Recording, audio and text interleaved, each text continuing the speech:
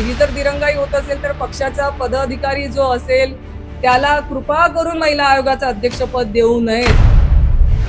दिव्याखाली एवढा अंधार असणाऱ्यांनी आयोगावरती बोलू नये। आम्ही आमच्या स्वकर्तृत्वावर इथपर्यंत आलो।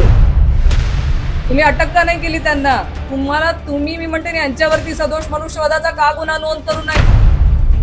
या सीमा पांडुरंग नाफडे यांनी सांगितलं की रोहिणी खडसे आणि त्यांच्या शहर अध्यक्षांकडून पदाधिकारी आहेत त्यांनी मला फोन करून धमकी दिली। माझा स्वतःचाच प्रश्न आम्ही गेले वैष्णवीचं ज्या दिवशीपासून ही तक्रार नोंदवल्या गेली त्या दिवशीपासून आम्ही ते म्हणतोय की जर महिला आयोगाकडे तक्रार नोंदवल्या गेली, पोलीस स्टेशनला ही तक्रार नोंदवल्या गेली तर ती कारवाई का झाली नाही? तुम्ही कारवाई काय केली हे पण उत्तर द्यावं। आणि एवढे दिवस झाल्यानंतर आज महिला आयोगाचे अध्यक्ष इथे येऊन जर भेटत असतील तर याला काय म्हणावं आपण? म्हणजे त्यांना पक्षाचे कार्यक्रम करायला वेळ मिळतोय, त्या सातारा, सांगली, कोल्हापूर कुठे कुठे पक्षाचा कार्यक्रम करायला फिरतायत, पण त्यांना इथे यायला वेळ मिळत नाहीये।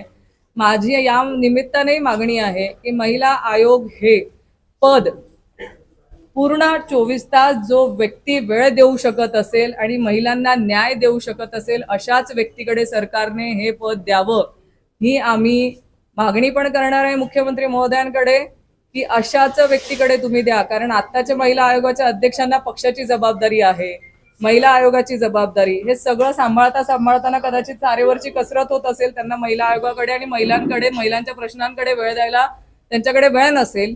त्याच्यामुळे पूर्ण वेळ जो वेळ देऊ शकत असेल त्याला द्यावं आणि पक्षाच्या पदाधिकाऱ्याकडे महिला आयोगाचं पद नसावं ही देखील माझी मागणी आहे। कारण इथे बायसपणा होतो। जर तुम्ही आधीचे मानकर म्हणून ज्या केसमध्ये अशा अनेक घटना मी तुम्हाला सांगू शकते की त्या घटनांमध्ये महिला आयोगाकडून दिरंगाई झालेली आहे। म्हणजे स्वतःच्या पक्षाचे किंवा सरकारी पक्षामधल्या लोकांचे काही विषय आले की इथे दिरंगाई होते आणि इतरांकडे मग तुम्ही आवाज ओरडून बोलतात। पण ही जर दिरंगाई होत असेल तर पक्षाचा पदाधिकारी जो असेल त्याला कृपा करून महिला आयोगाचं अध्यक्षपद देऊ नये। तेव्हाच महिलांना न्याय, योग्य तो न्याय विदाऊट बायस होताना, म्हणजे कुठेही एक महिलांना न्याय मिळताना इथे सरळ न्याय मिळाला पाहिजे। अशा महिला आयोगाचं अध्यक्षपद अशा व्यक्तीकडे द्यावं ही आमची मागणी आहे।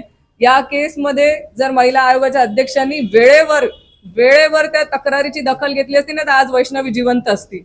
जर त्याच वेळेस त्या लोकांच्या मुसक्या आवळल्या असत्या ना तर एवढी हिंमत त्या लोकांची झाली नसती। पण त्या तक्रारीनंतर त्यांचं स्वतःचं विश्लेषण तुम्ही बघितलं असेल तर की हा पारिवारिक वाद होता, त्याच्यामुळे आम्ही चर्चेतनं मार्ग काढायला सांगितला।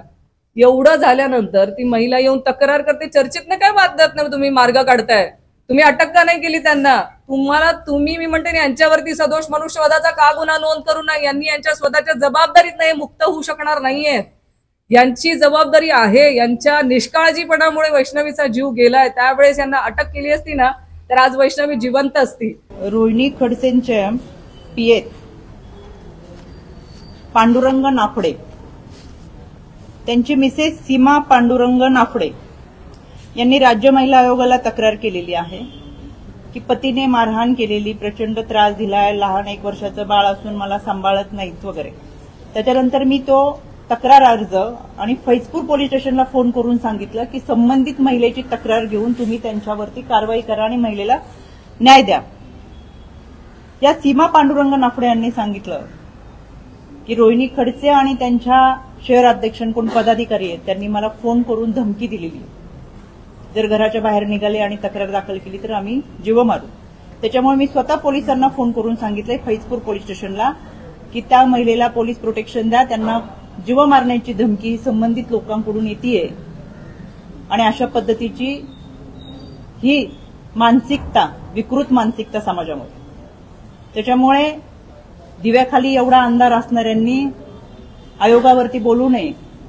आम्ही आमच्या स्वकर्तृत्वावर इथपर्यंत आलोय, वडिलांच्या नावानी नाही। त्याच्यामुळे आपण काय करतो हे पाहणं गरजेचं आहे। आणि माझ्यावर टीका केली म्हणून तुम्ही त्यांचं नाव घेऊन प्रश्न विचारला म्हणजे तेवढीच नावाची जाहिरात झाली। रुपाली चाकणकरवर टीका करून जर बातमी होत असेल तर ह्या लोकांना तितकंच समाधाने, बिचाऱ्यांचं वाईट वाटतं। सत्तेत नसल्यामुळे लोकांसमोर जायला, जनतेची कामं करायला कोणताही मार्ग नाही। त्याच्यामुळे अशा पद्धतीची ते टीका करत असतील ते दुर्दैव आहे। त्यांचा गेलेला आत्मविश्वास आणि खचलेली मानसिकता ह्याचं ते लक्षण आहे. त्यांनी हे नाफडे प्रकरणामध्ये काय केले ते सांगावं. सोशल मीडियाच्या भाऊ गर्दीत विश्वासार्हतेने चकाकणारे नाव म्हणजे लेट्सअप मराठी. सगळ्यांना, सगळ्या नागरिकांना ती स्पीच, ती लेट्सअप वरील मुलाखती म्हणजे विचारांचा खजिना. त्यानंतरच्या निवडणुकीमध्ये मला सोडून गेले. बातम्या केवळ वस्तुस्थिती सांगणाऱ्या, न प्रोपगंडा, फक्त जनतेचा अजेंडा. क्योंकि आने वाला कल जाने वाला है, जाने वाला कल आने वाला है. राजकारण, मनोरंजन असो की क्रीडा क्षेत्र, महाराष्ट्राची स्पंदने संवेदनशीलतेने टिपणारे माध्यम म्हणजे लेट्सअप मराठी. जगासोबत एक पाऊल पुढे राहण्यासाठी लेट्सअपचे ॲप, सोशल मीडिया आणि वेबसाईट सोबत कनेक्टेड रहा.